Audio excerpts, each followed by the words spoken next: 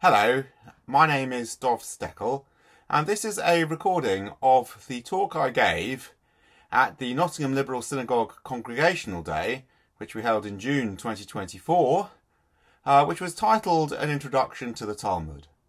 I say a talk, but obviously it was a round table talk, and so there was lots of discussion at the time, and so that was part of the intention of the original, but obviously as this is a recording, this will just be a talk. There is a very big challenge in giving a presentation which is an introduction to the Talmud. And I feel very much like one of the protagonists in the story represented by the image on the left-hand side. You may be familiar with this story. This is actually a story from the Talmud in which someone approaches the famous Rabbi Hillel and it asks Hillel to explain the whole Torah to him while he stands on one leg. And if you remember the story, he is told to not do to others that which is hateful to yourself, and the rest is commentary, so go and learn. And this actual sculpture appears on the menorah outside the Knesset in Jerusalem.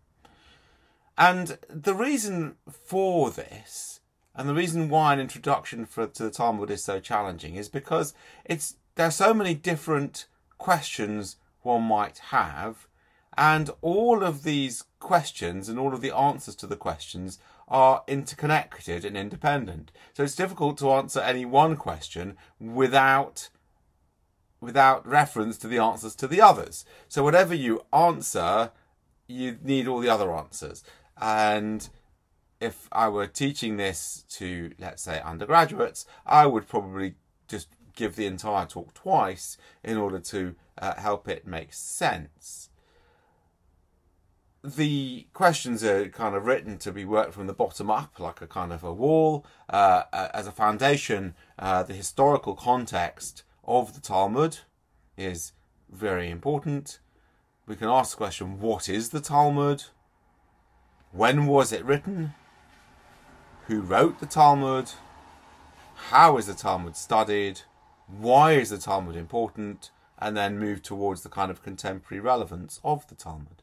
And these are all questions, and as I say, each of the answers to the questions may indeed make reference to answers to any of the other questions. We are going to start by doing a shallow dive into a section of the Talmud.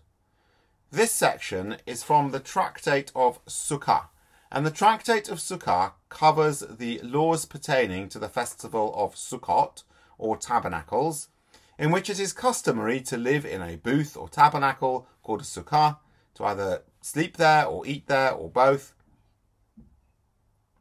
And this section discusses some of the aspects of where one can or cannot build a sukkah. A section of Talmud that contains a complete discussion of a particular topic is called a sugya. And it is a unfortunate coincidence that the word sugya sounds a bit like sukkah. They are completely unrelated words. I could have chosen the sugya from any of the tractates. I have chosen this one for a number of reasons. First of all, it's short. Second of all, it illustrates many of the main points that I wish to make about the content of the Talmud. Thirdly, I hope it is reasonably easy to relate to and is slightly amusing. I won't explain a lot, and we will go through this in more detail later. I will just say a number of points that I hope will help. The first thing is that there are three characters here: Rabbi Akiva and Rabban Gamliel and Abiah. Rabbi Akiva and Rabban Gamliel are known as Tanaim, and they lived in the time of the Mishnah, which is the 2nd century AD, and they lived in what is now Israel. And Abiah is what's known as one of the Amoraim, and he lived in Babylonia at the end of the 3rd and beginning of the 4th century AD. So he is in the time of the Gemara. That's a little bit later. You will see in the Mishnah it refers to whether or not we can enter on Yom Tov. And just as a little bit of background, the festival of Sukkot lasts for 7 days. The first day is a Yom Tov, a holy day, which has additional restrictions. And the remaining 6 days are what is referred to as Chol HaMoed. They're still part of the festival. They have fewer restrictions in terms of what you can and cannot do. But on all of the days, one is supposed to be eating in one's sukkah. So here we go. Mishnah. If he makes a sukkah on top of a wagon or on top of a ship, it is kosher, and he can enter it on Yom Tov. On top of a tree or on top of a camel, it is kosher, but he cannot enter it on Yom Tov. Gemara. In whose opinion is the Mishnah?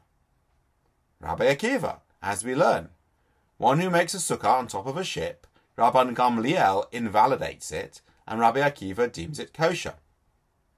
There is a story of Rabban Gamliel and Rabbi Akiva who were coming on a ship.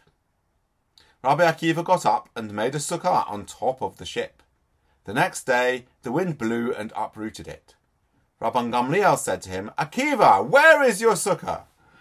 Abaya said, everyone agrees that the sukkah is not a sukkah if it cannot withstand a typical land wind. If it can withstand an atypical land wind, nobody disputes that it is kosher. Where they disagree is when it can withstand a typical land wind, but is unable to withstand an atypical land wind.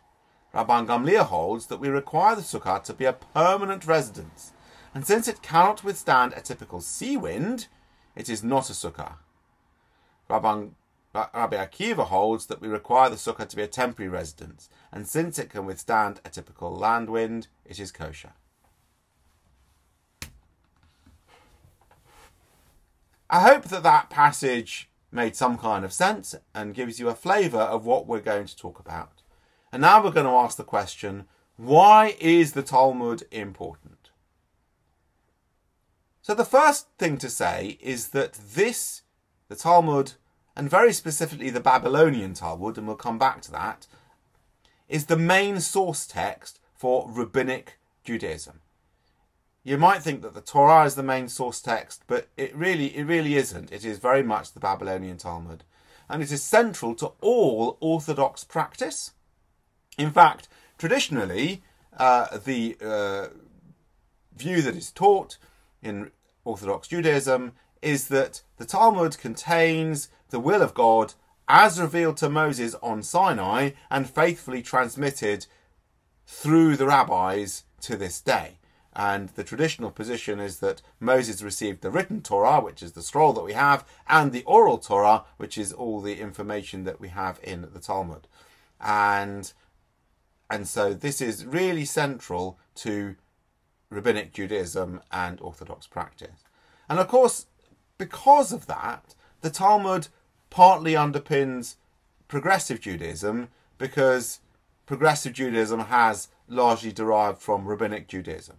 And so, even in a progressive synagogue and a progressive community, the Talmud remains an important source of the customs and practice that we do.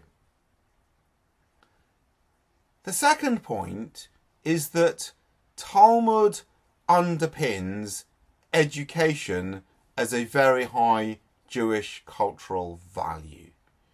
And of course, many of us will be familiar with the idea that within much of Jewish culture, education is seen as very important. And what happens here is that Talmud is very long and very complex. And therefore, in order to kind of have an understanding of Talmud, it requires long-term study throughout childhood and early adulthood, adolescence, really. And because of this, the idea that young Jewish people, especially young men, of course, in medieval times, would spend a lot of time studying, becomes very embedded in the culture. And the idea that someone who excels in their study is seen as being the most valued members of the community, again comes out of the fact that the Talmud is so complex, but also underpins what is done. The third point is that the Talmud underpins the centrality of multivocality in the Jewish tradition. Now, what we have seen in that particular passage, for example, is discussions and debates between Rabbi Akiva and Rabban Gamliel, and an attempt to understand that discussion from Abaya. And the Talmud is almost in its entirety comprised of rabbis who don't agree with each other. And what it actually contains, to a large extent, is a reasoned justification for how these conflicting views can be reconciled. This is really important because there's always conflicting views in Judaism. There always have been, and there are in contemporary Judaism as well. But Talmud preserves this multivocality, and it preserves it from a perspective that the people stating these views, who may disagree with each other, are coming from a perspective of truth and integrity. And that what the Talmud does, and spends a lot of time doing, is showing how conflicting views can be held reasonably from different positions of integrity. It's often thought that the Talmud is a record of debate, but actually when you look at it, you realise there's actually very little debate. What there is mostly how you can reconcile competing views. I mean, that said, of course, the practice of Talmud study involves considerable debate, and it's typically studied in partnership, and it would be normal to discuss and to debate the meaning of the text and the understanding of the text. And again, that is seen as being very important, that one expresses different opinions and different views, and treats those opinions and views as coming from places of truth and integrity. The Talmud has considerable impact outside of Judaism as well. I've put three things up here. The first, and we're looking here at literary criticism in terms of postmodernism. Jacques Derrida, who is a Sephardic Jew, who kind of puts forward these ideas of postmodernism. What he's talking about is largely Medrash, and we will see a little bit of Drush. In fact, we've already seen a little bit of that in the Talmud, but that's a very Talmudic way of thinking, and that way of thinking derives from Talmud.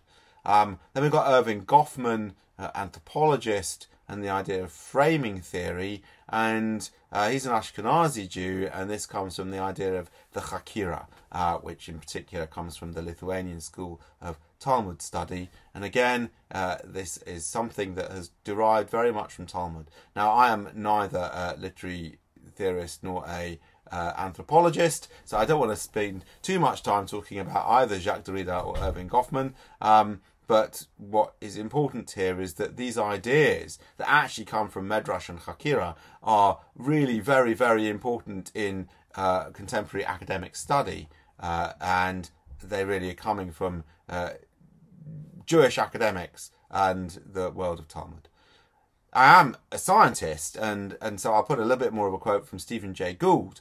And so Stephen Jay Gould was a Harvard evolutionary biologist and who lived in the 20th century, and I read a lot of his popular science books, and I always loved his popular science books when I was young. And what I loved about them, and I didn't really appreciate quite how Talmudic it was at the time was the way that he would often take views from the past, scientific views from the past that we no longer necessarily see as accurate or correct, and demonstrate how these came again from a place of honesty and integrity.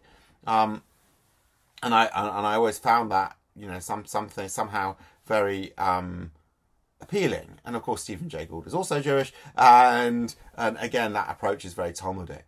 And this is a quote about the dating of the world by Archbishop Usher, a Christian theologian.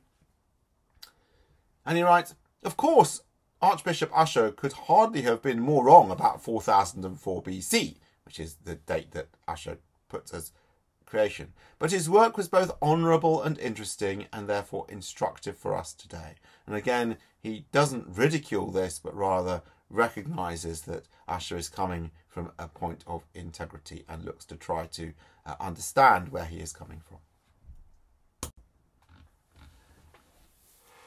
Now, we have what is the Talmud? And we're going to be interested here in the main Talmudic layers. Now, you have seen in that passage that I read reference to the Mishnah and the Gemara.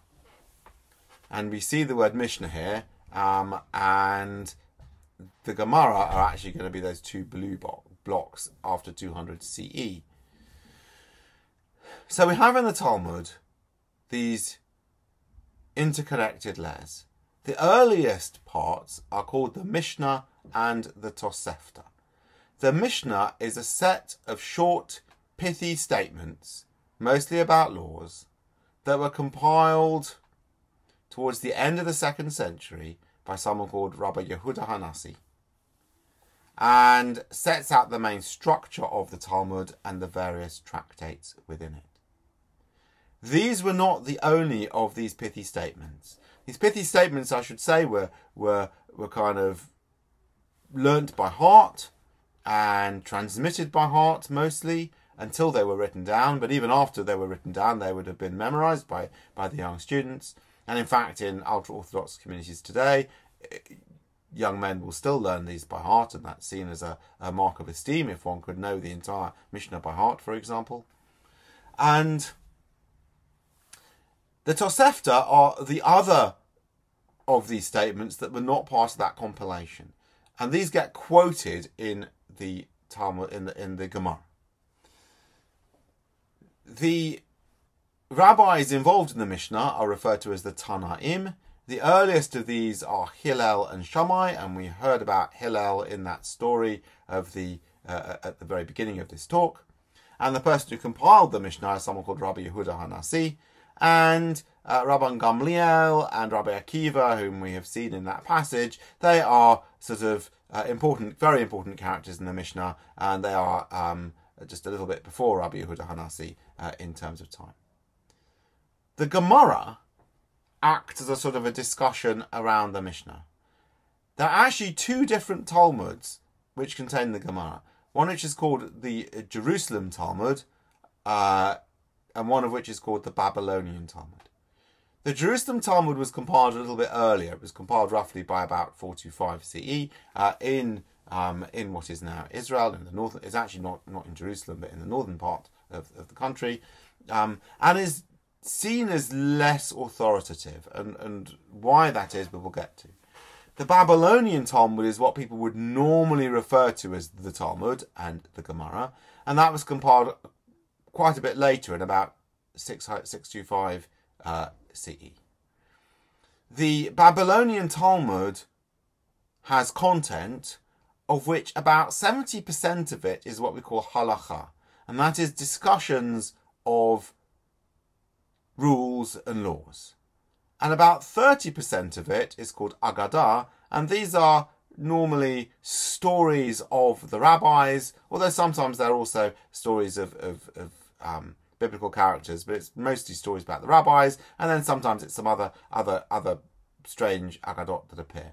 And we've actually seen examples of both halakha and agadah in the passage that we've seen. All the discussion around whether or not one can build sukkah on a boat or a tree or a camel, and all the business around what kind of wind the sukkah can withstand. That is all halacha. But that little story of Rabbi Akiva and Rabban Gamliel going for their boat trip together, that is an Agadic story, because it's a story about the rabbis. The rabbis who are mostly associated with the Gemara are called the Amoraim. The earliest of these rabbis are known as Rav and Shmuel, and they're in the early part of the 3rd century. The two most important rabbis of the Amoraim are called Rava and Abaya, and they are sort of a little bit later, and we've seen Abaya there.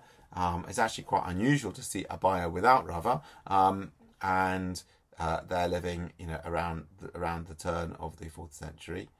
And then the last rabbis who are involved and who are named in the Babylonian Talmud are called Rav Ashi and Ravina.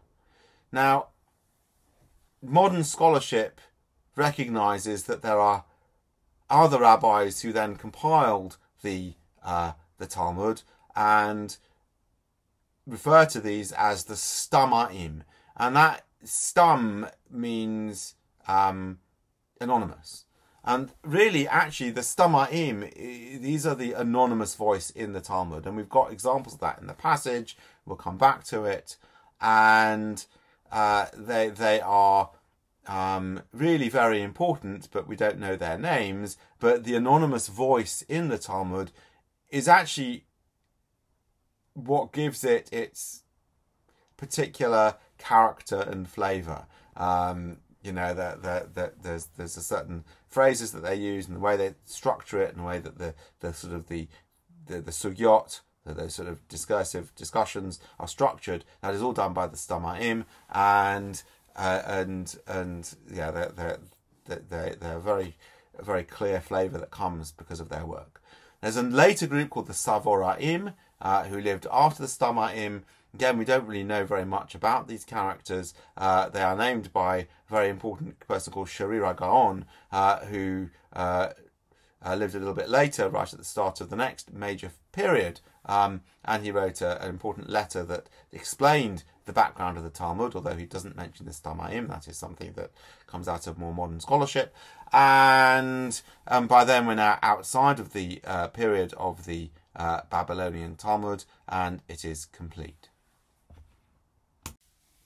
The Talmud is split into 6 orders, known as Sidrot.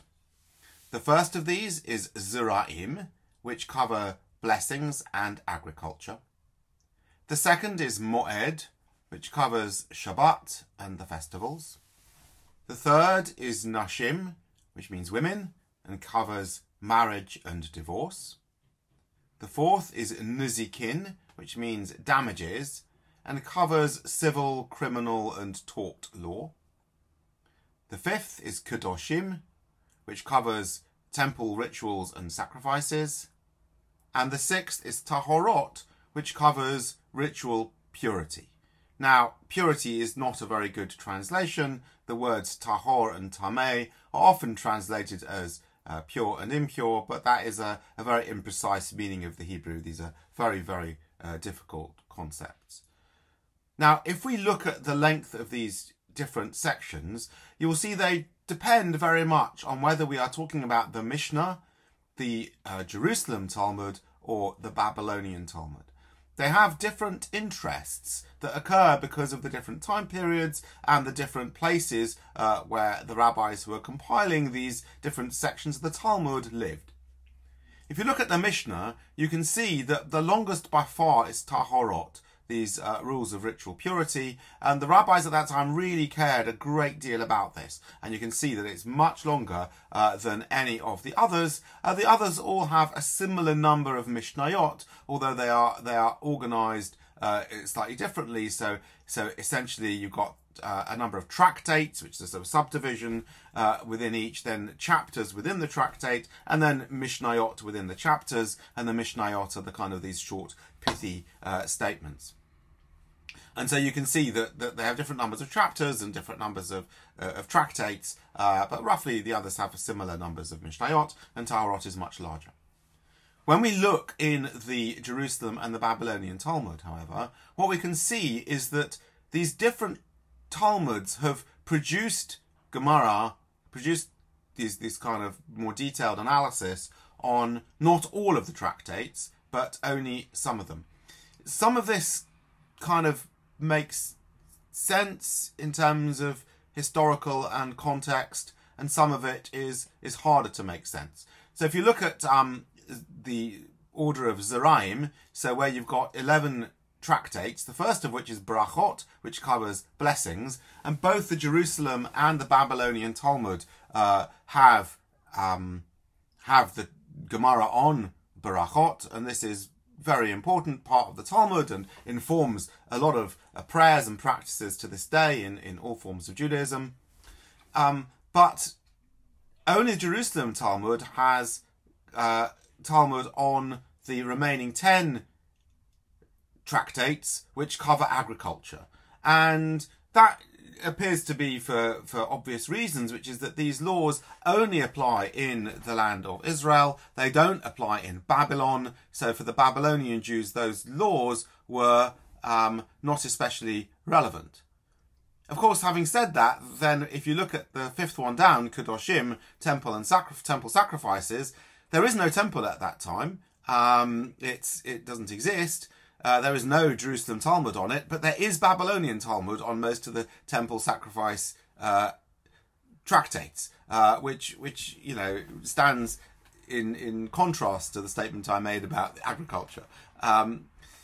If we look then at the second and third orders, Moed and Nashim, there are Jerusalem and Babylonian Talmud on all of those tractates, and that's because these were matters that were important to the lives of Jewish people then and now. So the Sabbath and the festivals were observed by everybody. Laws of marriage and divorce were run through rabbinical courts, and so these were all covered in the Talmud. The laws of Nezikin is also interesting. There is, to my knowledge, evidence that rabbinical courts were active in some of these areas where there were disputes between Jews and Jews, though of course where many of these things may have been handled by the authorities of the various lands and empires where people lived at that time. But most of that law is there, and certainly in modern study, the Nezikin are I think seen as the sort of many of the kind of more complex areas that are particularly appreciated in yeshiva study. I talked about Kedoshim briefly, and if we look at Tahorot, ritual purity, and of course, again, there's some things that make sense and some things that don't make sense here. So Nidar is the only chapter that, the only tractate that appears in both of those Talmuds. These are the laws around menstruation. Note that the laws of Nidar are here in ritual purity, not in the tractate of Nashim, because it is about this idea of Tahor and Tameh. And of course, there is plenty of feminist literature you can read on this topic. Obviously, a very important and sensitive area. And again, that those laws are really the only laws around ritual purity that are still observed, at least by Orthodox Jews today. And when we think about what ritual purity is about, it is actually at its core about who can go where in the temple in Jerusalem. And therefore, for that reason, again, it would not appear to be relevant except for laws of Nidar, which is about more than that. And so, again, it stands in contrast to the production of Babylonian Talmud on the order of Kedoshim. It makes more sense that this isn't produced, and I don't really have an answer to that question. I've drawn here a map of the major cities at the time of the Talmud. And this map is really here to explain why it is that the Babylonian Talmud is the one that gains in ascendancy over the Jerusalem Talmud. Of course, it's a later document and it is more fully developed, but this is for kind of political and economic reasons. If we look at the main locations in the land of Israel, so Jerusalem, Yavneh, Sepphoris, there are other important places too. I've marked those on the map there. And if we compare them to the main locations of rabbinic scholarship in Babylon, so these are Sura, Pumbedita and Nahadia, I've marked them on the map too. What is important about these locations? Well, at the time of the production of Talmud, what was the land of Israel was basically at the back end, the far eastern end of a declining Roman Empire. It was a bit of a backwater and it wasn't especially vibrant. On the other hand, if you look at where Sura, Pumbedita and Nahadia are, you'll see that these all lie on the Euphrates River. And they're all part of thriving multinational trade and exchange of ideas as part of thriving empires, Sasanian Iran at the time.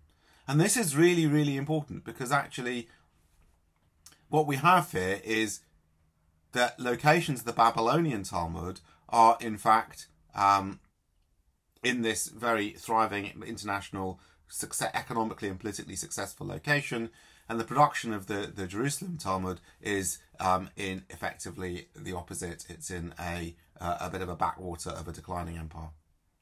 And actually, you know, I've asked this question, this kosher Mars bar question, what is the best way to travel from Sura to Sepphoris? And of course, the best way is to take a boat up the Euphrates River, cut across to the Mediterranean, and then take a boat south. And of course that journey is important, but also shows how important the Euphrates is for global trade, because it's connecting the Mediterranean region to the Persian Gulf, and therefore is really critical to, as I say, to global trade. I've also put this little quote here from early in the book of Genesis about these 4 rivers in the creation of the world story. The name of the first river is Pishon, the one that winds through the whole land of Havilah, where the gold is. The gold of that land is good. Bdellium is there, and lapis lazuli. The name of the second river is Gihon, the one that winds through the whole of the land of Cush. The name of the third figure is Tigris, the one that flows east of Ashur. And the 4th river is the Euphrates. And, of course, what I've done about that quote is to show that the first 3 rivers all have explanations, and the 4th river doesn't require an explanation. Its importance is obvious, and that is really so crucial as to why the Babylonian Talmud becomes so important in later Judaism. An important part of context is what is the state of Judaism at the time of the early Talmud, and specifically what are the different groups of Jews and what do we know about their practices, and within that, where do the authors of the Talmud sit? Now, very famously, Josephus states within his War of the Jews that the Jews break into 3 groups: the Pharisees, the Sadducees, and the Essenes. Now, this is likely to be a simplification, but he was writing for a Roman audience. And the Pharisees, to whom Josephus refers, these are, in effect, the rabbinic Jews. The Sadducees are, in fact, the most powerful group. It is the Sadducees who control the priesthood and the temple, and to whom the royalty, the Herodian dynasty, would have seen as being authoritative. And of course the term Sadducees comes from the word tzadok, the high priest Zadok. You might be familiar with the famous musical piece of Zadok the priest, and he was a high priest in previous generations. And the important point here is that the rabbinic Jews are a minority. The Essenes are an ascetic group. When the Dead Sea Scrolls were first found, some scholars thought that maybe these were produced by the Essenes. Most modern Dead Sea Scroll scholars would think that they were produced by different ascetic groups, so we don't really know a great deal about who the Essenes were. If we turn to the terms used by the rabbinic Jews within the Talmud, both the Mishnah and the Gemara, we see a wider group of people. They refer to themselves as the Chaverim, and which means sort of friends or so forth, something like that. And we can see very clearly, and we'll see that in this and the next slide, that they're definitely a minority. Most of the Jews are what they refer to as the Amei Haaretz, so the people of the land. And these are Jews who are regular Jews, they identify as such, and they're doing their own thing, and they don't necessarily accept this very strict rabbinic authority. And we know a bit more about the Amei Haaretz from inscriptions, particularly at graves and synagogues around the Eastern Mediterranean, and we'll show one such inscription. And we also know about them from rabbinic sources. The Sadducees are known as the Tzedukim, and they are definitely seen as adversaries, and they have different practices, and they're not liked by the rabbinic Jews. The rabbinic Jews are very interested in the Samaritans, who they refer to as the Kutim. And the reason why they're very interested in the Samaritans is that they represent a boundary case in the Jew-non-Jew binary, which is central to the ideas within Talmudic Judaism, that Jews are required to do a certain set of things and non-Jews are not, in effect. But the Samaritans are very interesting. Samaritanism diverges from Judaism sometime during the Second Temple period, so prior to the production of the Talmud, but they still have many practices in common, and it makes it a very interesting case. And the rabbis of the Talmud are very interested in the limits of the logic of their thinking, and the Samaritans fit that. They're also not really a threat because they're a separate group, unlike the Sadducees, or indeed unlike the Notzrim, who are the Christians, and that's from the word like Nazareth. And remember, at the time of the Mishnah, the Christianity hasn't really yet fully diverged from Judaism. So these may be Jews who are following the teachings of Jesus and his disciples, which is non-rabbinic, but is definitely something that is in competition, and so the Notzrim are not seen positively. There's another group called the Minim who are also some forms of I guess heretics, for a better word, and these might be referring to Christians or might be referring to other groups. It's not necessarily clear. But I want to just go back to this point of the Chaverim, the group that is responsible for the production of the Talmud, being a minority of Jews. This is actually really important. We'll see in the next slide evidence from the Talmud of intermarriage between the Chaverim and the Amei Haaretz. But it also underpins one of the reasons why within the rabbinic group they are so interested in finding reconciliation between different viewpoints. So clearly the viewpoints of the Sadducees or the Samaritans or the Christians are out of bounds, and they will take great pains to at some point to kind of show that they're wrong, but within their group, they need to hold it together, and that need to hold things together underpins in some ways part of the reasoning why the differences in views and differences in opinions, there are so many attempts to reconcile these.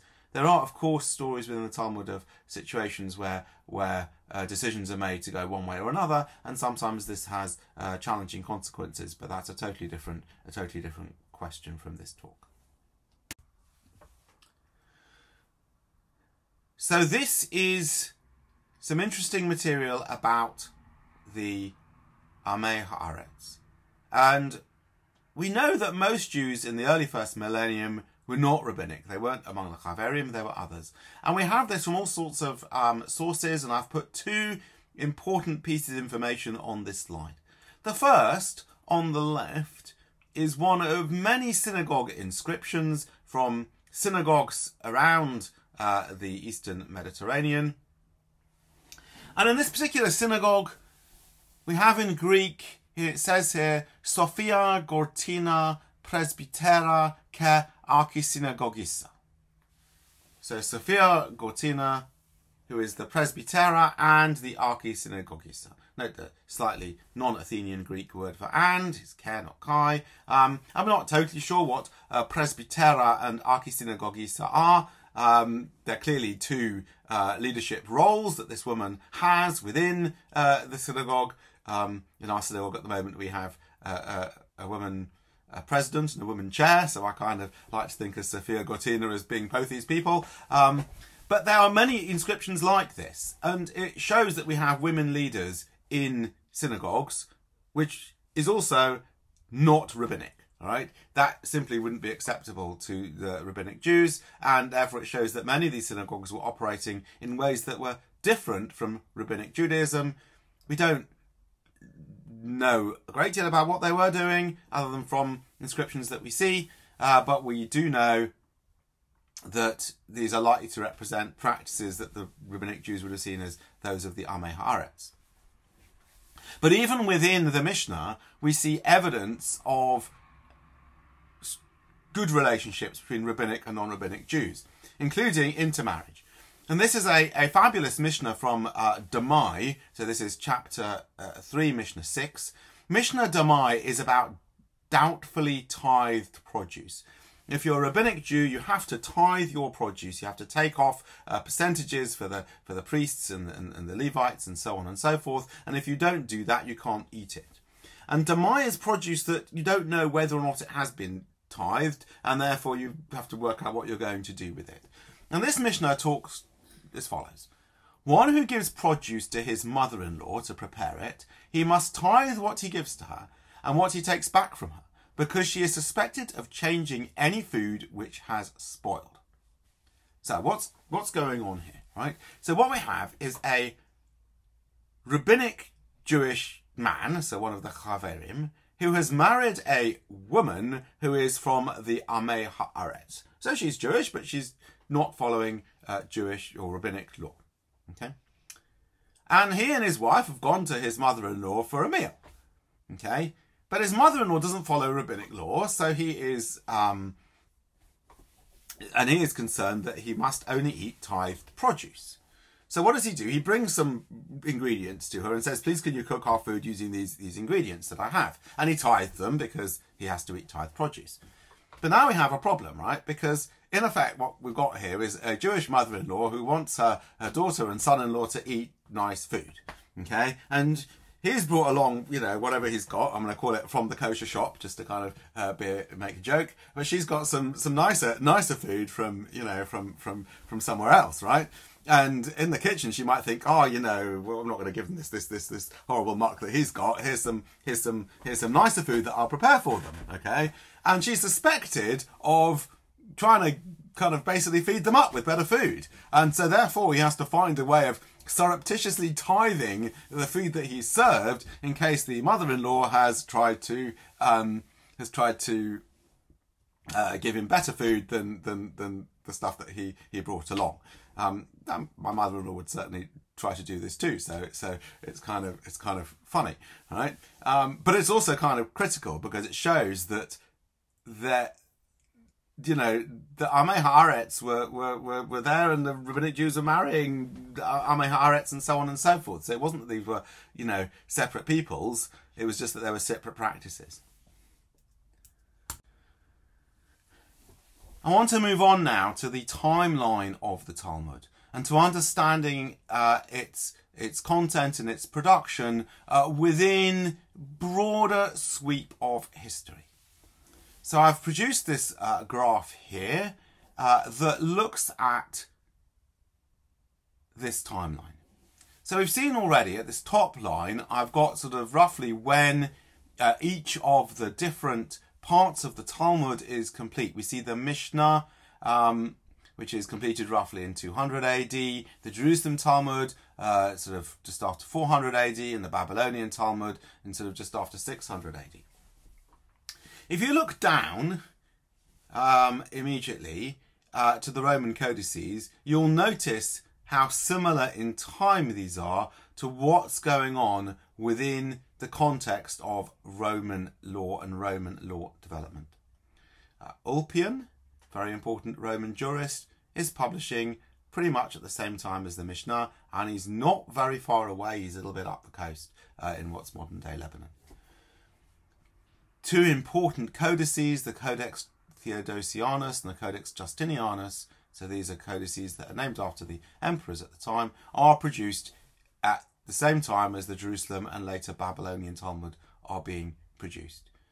So these production of legal codices is something that is happening within this broader world, and in particular, importantly, within the context of the Roman Empire that is still important for the places where the Mishnah and the Jerusalem Talmud are being made.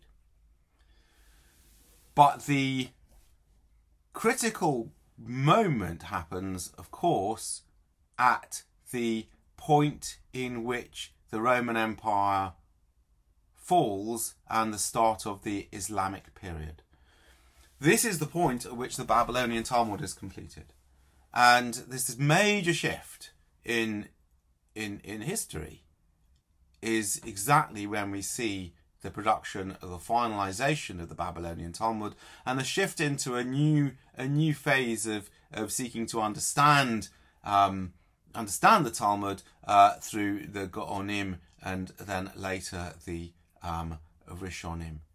Now, I've put on here a little bit about the first and early commentators of the Talmud. There is a period of the Rishonim which starts roughly at about 1000 AD and ends roughly in about 1500 AD. And these are the people who produce the major commentaries on the Talmud. So most important ones are Rashi and the Tosfot, the Tosafists, who also appear on the page of the Talmud.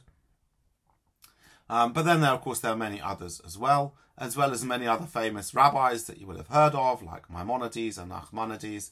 And this period, in effect, starts with what we call the medieval warm period. So this is a period where medieval Europe warms up, and there is a massive increase in food production, and we see a flourishing of cities and scholarship, and that is true for Judaism as well as for the surrounding cultures. And it ends at the time of the first printing press. And once the first printing press is made and we start to get printed copies of things, the Rishonim period ends. We start to see large-scale dissemination of legal codices, and we enter into a new phase, the phase of the Acharonim. What's important here, though, is that the production of Talmud, when these different parts of the Talmud have been made and why, is closely linked to what is going on in the outside world, whether it is the production of Roman codices, whether it is the end of the Roman Empire, or indeed the commentaries that occur in this medieval period. What we see on this page is a single page of the Talmud, and this is the traditional typesetting of the Vilna Shas, which is the way in which Talmud would be traditionally studied and would still be studied in most Orthodox yeshivot.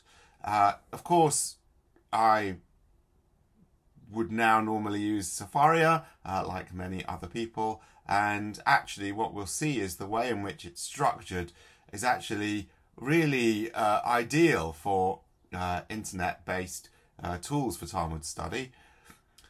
What we have in here is that it goes from the inside out. You'll see a word with a nice boundary about it. That is the first word of the first Mishnah of this tractate, which is Tractate Bava Kama, and the first little section that's in the kind of sort of orangey pinky colour is the Mishnah. So that's the earliest layer. So remember, this is compiled in about 200 AD, and this is the first Mishnah, the first piece of this text in this tractate. What follows under it in yellow is the Gemara, and this is the Babylonian Talmud, and this is material that has been compiled and redacted in about 650 AD, but which contains material across a few hundred years since the Mishnah. Surrounding it are the major medieval commentators.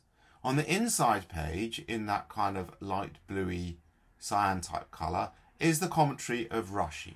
And this is considered in many ways the most important commentary, but in some ways also the most basic commentary. And of course it was completely revolutionary at the time, until Rashi's commentary was put together. It was very difficult for people to study Talmud. It's very difficult to understand, and Rashi's notes allow for a much wider range of people to study Talmud, and this was written in 11th century France. In the purple, on the outside page, we have the commentary of the Tosfot, or the Tosafists. And these are also commentators from Northwest Europe, living between the 12th and 14th century, and they are very much from the same school as Rashi. In fact, it's started by Rashi's grandchildren. And often they will disagree with Rashi, however, and they will tend to give slightly longer commentaries on fewer topics and discuss those in detail.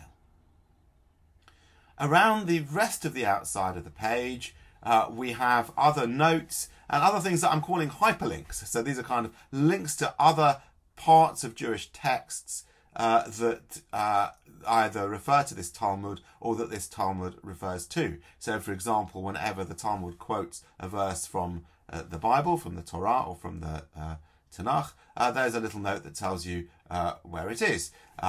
And as you can see, those notes are very useful, but also turn into hyperlinks very easily. And with a modern system such as Safaria, you wouldn't necessarily need those notes. You could just simply click on the words and it'll take you to the right part of the Tanakh, or indeed any other kind of text that you want to use. So that's kind of very helpful. Now you can see at the top that it says Perek Rishon, that means the first chapter. You see Bava Kama, that means that's the name of the tractate of Bava Kama. And there's a little bet, which is the folio number. The Talmud is arranged in folios, so actually each so-called page is a folio with a first side and a reverse side. And so it has a numbering system that is not something we're particularly used to in English. And then there's this, what I call the kosher Mars bar question, which is going to be largely impossible for anyone listening to this to answer, which is, why did I choose the first page of Bava Kama?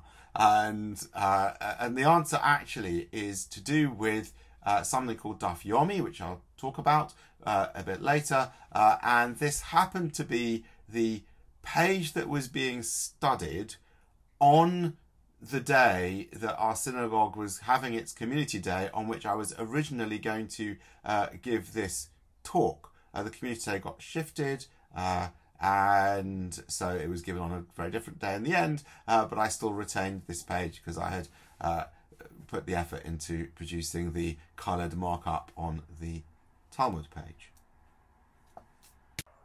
We now return to the text that we took from the Talmud of Sukkah that I spoke of earlier in this presentation. And we're going to go through it in a little bit more detail, and we're going to look at the different sources and where they come from and how they fit together. So at the beginning we have in yellow the Mishnah. So remember, this is the earliest source in the Talmud, and it says, if he makes a sukkah on top of a wagon or on top of a ship, it is kosher, and he can enter it on Yom Tov. On top of a tree or on top of a camel, it is kosher, but he cannot enter it on Yom Tov. And note, this is actually written in Hebrew. We can't see that because I've got an English translation here. This is written in Hebrew, and it, as I said, is compiled in, roughly 200 AD. The next section in green is actually the latest section of this bit of Talmud. And it's the Gemara, and it says, in whose opinion is the Mishnah? Rabbi Akiva, as we learn. So this is a very common question that the Gemara is trying to ask, and this is written by what we call the stam. So this is the anonymous voice in the Gemara, and it's thought to be quite late. And actually, as I may have said before, I'm quite a big fan of the stam. It's the stam who gives the Gemara its kind of its structure and its kind of flavour, I guess. And this question is important to the stam. We want to understand. We've got a Mishnah which has no named author, and we want to understand how this fits in within the sets of opinions set out by the rabbis at the time of the Mishnah, and we want to understand whose view this is and what are the counter views. One of the big exercises of the Gemara is to put forward views and counter views all the time for most things. So then we have a quote of something called a Baraita, and this is also in Hebrew, and this is also something that comes from the same time as the Mishnah, but is one of the oral sayings that was not compiled as part of the Mishnah and ends up in the Tosefta, as we said. And he says, one who makes a sukkah on top of a ship, Rabban Gamliel invalidates it, and Rabbi Akiva deems it kosher.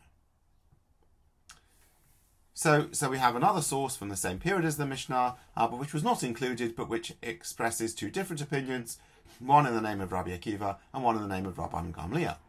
Okay, and so now we have two opinions about whether or not you can use a sukkah on top of a ship. And now we have a story that has been inserted.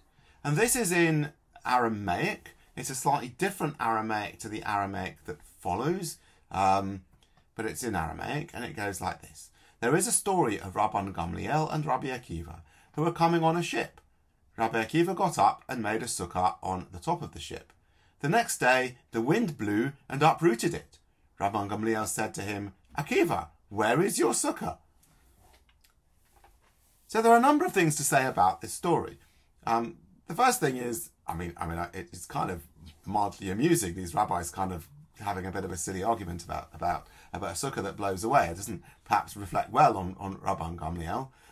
The second thing that is important to note is that this is what we call Agadah. It's a story of the rabbis. And what we've got here is the redactor of the Talmud, so we'll say the stam for now, has put in a story that matches the halachic point from the Baraita about stating the opinions of Rabbi Akiva and Rabban Gamliel.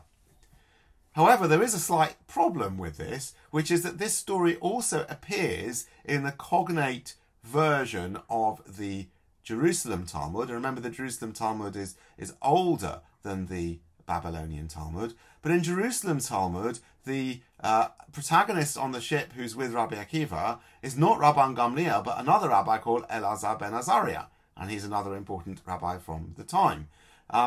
So this is kind of interesting because now we've got an earlier version of the story with one rabbi, and this version Elazar ben Azariah has been replaced with Rabban Gamliel, most academic Talmud scholars would say that the Stam has changed the story in order to make it fit with the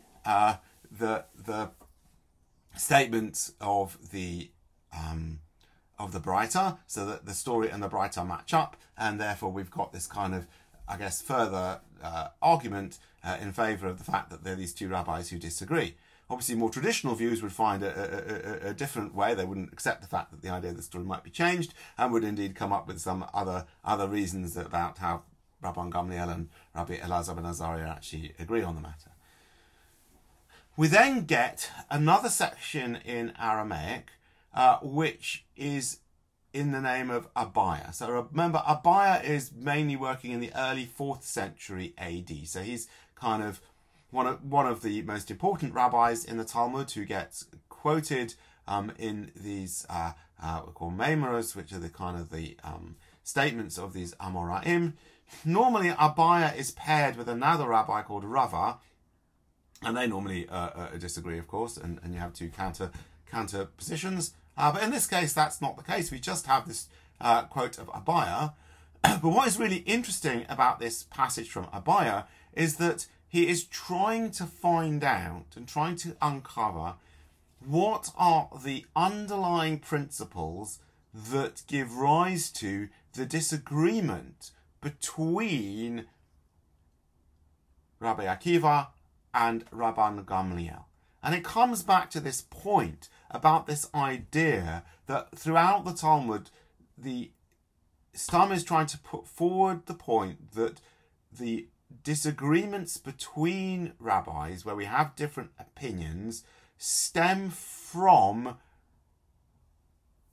genuinely held views from positions of integrity about how things should be and how things should work, and that these views are somehow both important and both, as I say, come from positions of integrity. So what Abaya said is the following. Everyone agrees that the sukkah is not a sukkah if it cannot withstand a typical land wind. In other words, something that's very flimsy is not a sukkah. And if it can withstand an atypical land wind, nobody disputes that it is kosher. So you've got a sukkah that is so strong that it can withstand a big storm or hurricane. But where they disagree is that it can withstand a typical land wind, but is unable to withstand an atypical land wind. So this is a kind of, probably something that would be representing many of the sukkot we might have today. Certainly would be true of the sukkah that we have, which comes from a major supplier of kind of sukkah kits, and it could, it can withstand a normal wind, but I'm sure if a major storm came along, it probably would take some damage. Rabban Gamliel holds that the sukkah is a permanent residence. And since it cannot withstand a typical sea wind, it is not a sukkah. So the idea is that the typical sea wind is a bit like an atypical land wind. So obviously it's a bit more windy at sea, and you're kind of in the sea, and therefore you're going to experience stronger winds. And so what Rabban Gamliel says is that the sukkah in its essence is actually something that is permanent. And so it needs to have that kind of strength that it can withstand sort of these atypical land winds. Rabbi Akiva holds that we require the sukkah to be a temporary residence. But Rabbi Akiva actually takes the view that the sukkah is somehow temporary, and since it can withstand a typical land wind, it is kosher. So for Rabbi Akiva, it doesn't matter the fact that it can be blown away in a storm, because it's not meant to be there permanently, and therefore it is kosher. Now, although this is not the concern of the author of the Babylonian Talmud, we will perhaps note, of course, that the later medieval authorities follow the Mishnah and follow the principle of Rabbi Akiva. So the idea that the sukkah is a temporary residence and it doesn't need to be stormproof. Of course, if you can build a sukkah that meets the requirements of Rabban Gamliel, that is fine too. And you will see, for example, houses in in Golders Green with sort of extensions with opening roofs that can be used as a sukkah, and that is deemed acceptable as well. How is the Talmud studied? I'm going to talk about 3 modes of study. The first 2 are more traditional, and then a more academic method of study. So, one of the traditional ways of studying is referred to as be'iyun, and this is a deep mode of Talmud study that would be the method of study in most Orthodox yeshivot. And what you do is you study the Talmud alongside many medieval and later commentators. When I was in yeshiva, the whole morning was spent in this be'iyun study.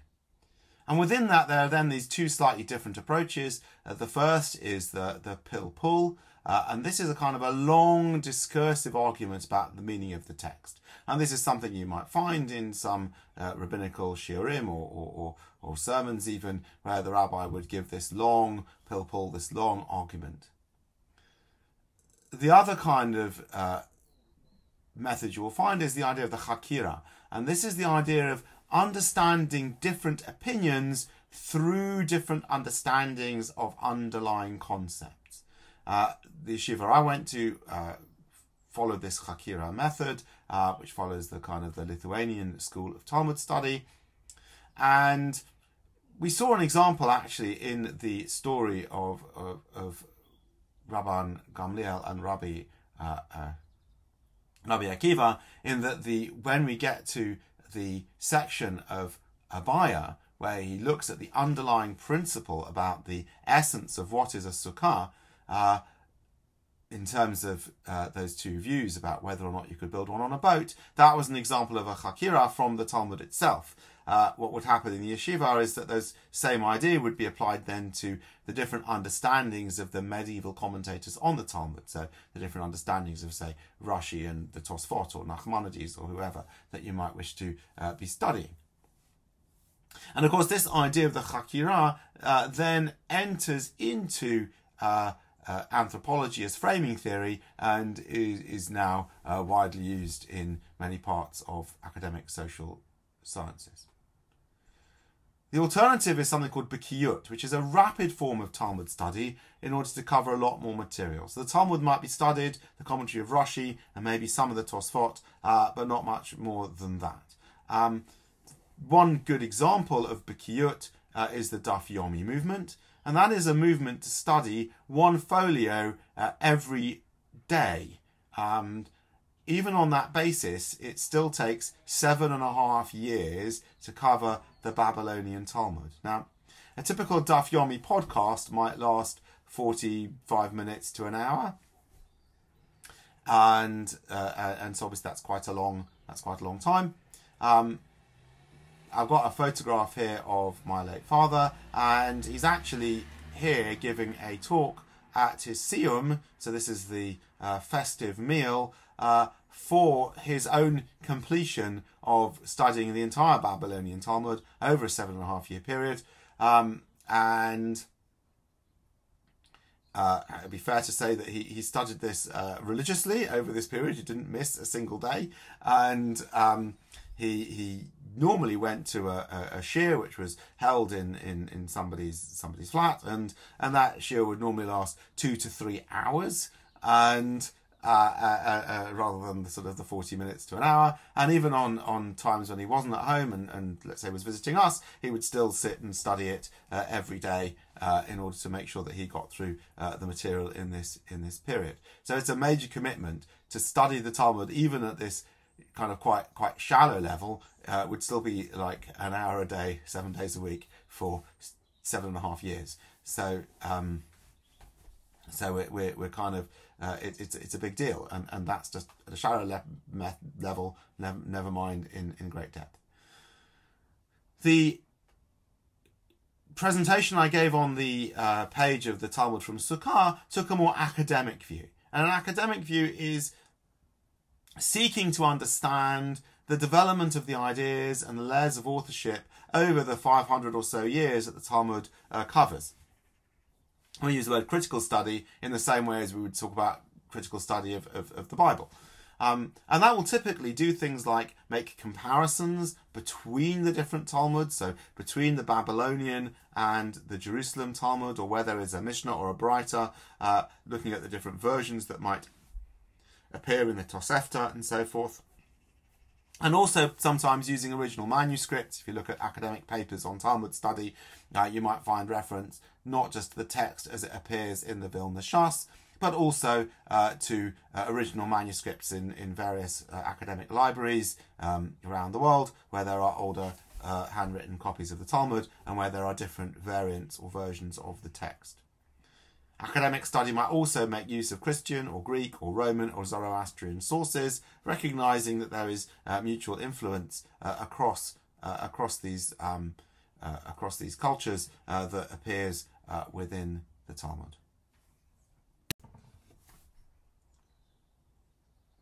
I think this talk wouldn't be complete, really, if we left it at this point. And therefore, I have two slides of what I'm going to put in. It's called this sort of feminist critique of the Talmud. And actually, you get a bit of a bonus here, because I didn't put these quotes in on this slide and the following slide into my talk that I gave on the congregational day. As I know, I'm now 68 minutes in, and my slot was an hour, and we had discussions. So this is quite a bit longer than I spoke on the day. But this feminist critique is really important to us and in this modern period. And I'm starting this off with a quote from Judith Plaskow. I could have used many different quotes from her book, Standing Again at Sinai. And this quote here says, "Thus Torah," and here we mean Torah in the round, so the Talmud is part of Torah. It would be referred to as the oral Torah traditionally. Jewish sources, Jewish teaching, puts itself forward as Jewish teaching, but speaks in the voice of only half the Jewish people. And this is kind of really important, actually, because so far I have pretty much quoted entirely men. All the rabbis I have mentioned, they are all men from any of these periods, and we have a male construction. And this is the point. All the rabbis are men. So the Talmud is an entirely male construction. And to put it bluntly, women's voices, experiences, spirituality, they are largely excluded from this. They're not entirely excluded, so there are women who are named in the Aggadot, and these include famous people like Bruria and Yalta and Queen Helena, and there are others, but they are, in the end, minor players, and they're not really afforded their own voices. Their stories told about them, again, are written by men. And it kind of gets worse, because obviously we have the situation in which laws pertaining to women are established and enforced by men. These include obvious things, right? So marriage and divorce. The entire marriage and divorce construction within traditional Judaism has been established and enforced by men. And, for women within Orthodoxy or living in countries where the only form of Jewish marriage is an Orthodox marriage, it means that you're kind of always beholden to a male-only Beth Din, so rabbinical courts, in these matters. We have purity laws around menstruation. Again, something that's plainly deeply personal and highly feminine, is entirely established and enforced by men, and takes a very male perspective on something that isn't really very male at all, and is plainly problematic. And then we have the way the Talmud sees it is exemption from many mitzvot, but I think that many feminist thinkers, particularly at the time of Judith Plaskow, when this was much less common for women to be included within communal activities, it would be seen as exclusion from many mitzvot, because from the Talmudic perspective of childcare reasons. So many mitzvot, that is any mitzvah which has some kind of time-based requirement, women are excluded because it's seen that the women's time is needed for these other matters. But this, of course, is seen as an exemption by the men of the Talmud, but in the end becomes an apparent exclusion from mitzvot in the way that Judaism becomes traditionally practiced. So we see these really kind of quite important aspects that, if we just take the Talmud as a source of authority, that we're left with something that is kind of quite problematic from a feminist perspective. But I want to kind of bring it even further, actually, in terms of patriarchy and binary thinking. I think there's actually a deeper critique than this within the way in which we understand Talmud. And I got here a quote from Carol Gilligan, which is, "Patriarchy is an order of living based on a gender binary and hierarchy, forcing splits in the psyche." Now, this is from her more recent book, In a Human Voice, and actually I've been a bit cheeky with this quote, because those 3 dots, the ellipsis in the middle of the quote, actually takes you from the beginning to the end of the book, but it's not as cheeky as you think. It's just the framing of the sentence that ends with forcing splits in the psyche is pretty much the same words, but it just fits better with these earlier words in the book. The point I'm trying to make here is that the Talmud makes strong use of binary categories, and from Carol Gilligan's perspective, and I think from perhaps a more modern feminist or non-binary perspective, we would see that kind of preoccupation with binary categories as being intrinsically masculine, gendered, or patriarchal. And it's not just man-woman, as we've seen on the previous page, which is plainly very important. Actually, the Talmudic authors, the Mishnah authors, are very interested in how these binary categories can actually be, or what are the boundaries, I should say, of these binary categories. So there actually is discussion of non-binary people, and these are biologically non-binary people within parts of the Mishnah. And similarly, the Jew-Gentile binary is also clearly very important, but again, the rabbis are interested in the boundary cases, such as the Samaritans. But that binary is present in both Talmudic Judaism and in Judaism to this day. But also there are other kind of binary categories that appear throughout the Talmud, and most of the Talmud is actually about these binary categories. So we have the idea of obliged or exempt, chayav or patur. We have the idea of allowed or forbidden, mutar or asur.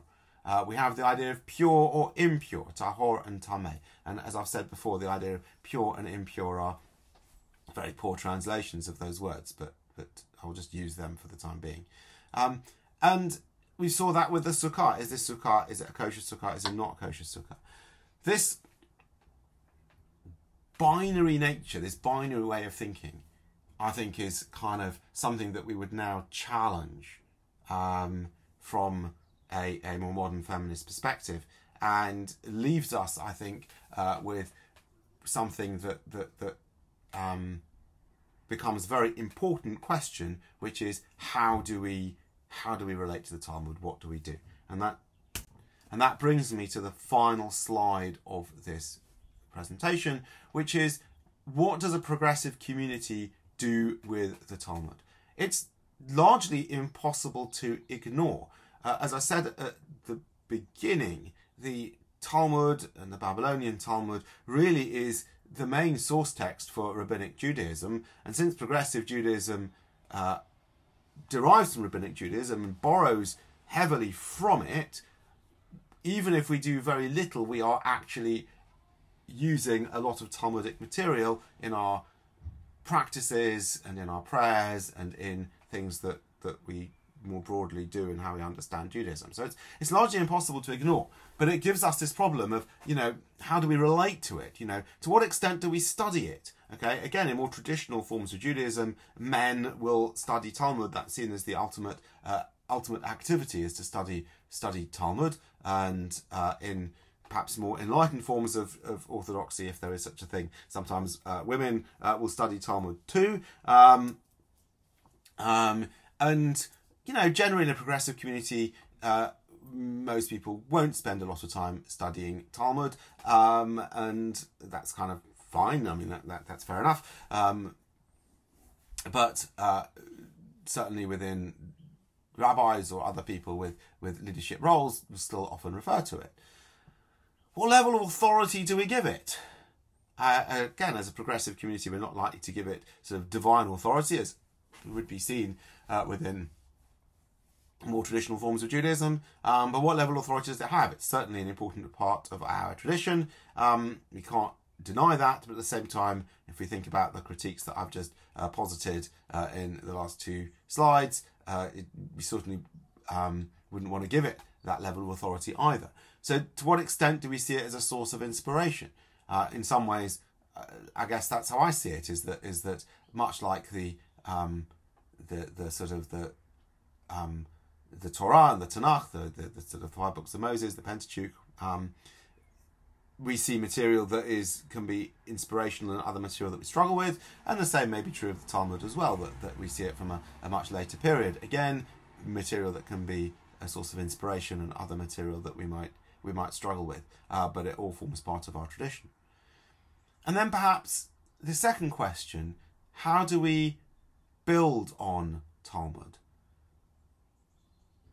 So I think that really the creative aspect of progressive Judaism is really, really very important. The idea that we bring our own spirituality, our own intellect, our own morality, our own sense of community, our own into the Jewish practice that we do, that we're not sort of stuck with the past, but that actually we create, with reference to the past, our Jewish lives and our Jewish communities, and we know that future generations may create it differently from us, but that's okay. It's more than okay. So one thing that is perhaps more common and has been around for several decades is the idea of the feminist midrash or agadot. So the idea of writing midrash, writing a new midrash, a new agadot, as a way of kind of being able to root our own experiences in the texts of the past and with the methods of the past. And many feminist writers have done this, including Judith Plaskow and Rachel Adler and so forth. And it's something I think is something that we might find a very helpful and useful thing to do. One thing we tend not to do, though, is to think about progressive halakha. And it's actually a bit of an omission, really, because, halakha, as in the things that we do, traditionally it would mean the sort of the rules or the laws, but actually the meaning of the Hebrew is the way. We need halakha because actually when we get together in a synagogue or whatever it is, we do have a set of practices that we do, and that is a kind of a form of halakha. It's what we do communally or together, and maybe we do slightly different things at home, but people might be looking for inspiration for how they might do things. And one of the things that I think might be helpful is to revisit this idea of the sugya, this idea of having different voices brought together within a passage under the assumption that even where people disagree, they are coming from positions of truth and integrity, and we're simply looking to understand how and why those people differ without making judgment about them. So again, back to Rabbi Akiva and Rabban Gamliel on the boat, we're trying to understand what they disagree about, but we accept the fact that they're both holding positions for good reason. And that could form a way of promoting authentic multivocality in practice, whether it's on simple matters about what we do in the synagogue, whether or not we parade the Torah, or what blessing we say for certain things at certain parts of the service, or indeed other aspects perhaps that we might do at home or elsewhere. This could actually allow us to construct sugyot that promote and celebrate and express that multivocality.